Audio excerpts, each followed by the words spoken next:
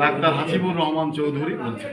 সকলকে আমার নমস্কার। এবং আজকে এই প্রতিভা সন্ধানের যিনি উদ্যোক্তা বা প্রতিষ্ঠাতা বা আমাদের মাননীয় শ্রী দিলীপ কুমার বিশ্বাস মহাশয় এবং আমাদের পৃথ্বীরাজ সেন মহাশয় এবং আমাদের সিনিয়র অ্যাডভোকেট শ্রী অশোক কুমার দত্ত মহাশয়, এনাদের সামনে আমি ঈশ্বরের কাছে প্রার্থনা করছি যে আমার কিছু বিশ্ব প্রতিভা যে কি আলো জ্বললে সে যেমন প্রকাশ ঘটে, অন্ধকারের নিবারণ হয়, তেমনি নিশ্চয়ই কিছু ওনারা সিনিয়ররা কিছু পেয়েছেন আমার কাছ থেকে বা বুঝেছেন, উপযুক্ত মনে করে আমাকে বিশ্ব প্রতিভা রত্ন এবং স্বর্ণপদক দিলেন। তার জন্যে ওনাদেরকে সহস্র প্রণাম।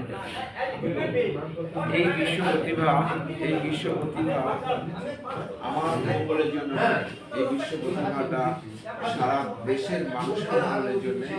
তাই সারা দেশের মানুষের যাতে মঙ্গল হয়, উন্নয়ন হয়, সেই চেষ্টা আমি চাই।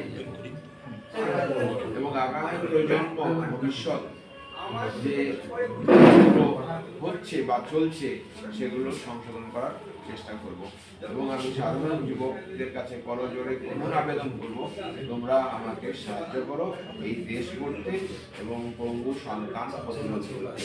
দেশে যেন সুসন্তান প্রতিষ্ঠা হয় এবং দেশ পঙ্গু মুক্ত হয়। আমার এই গতিকে তাদের মাধ্যমে আমি বই প্রকাশ করতে চাই। এখানে আজকে যে আপনি যে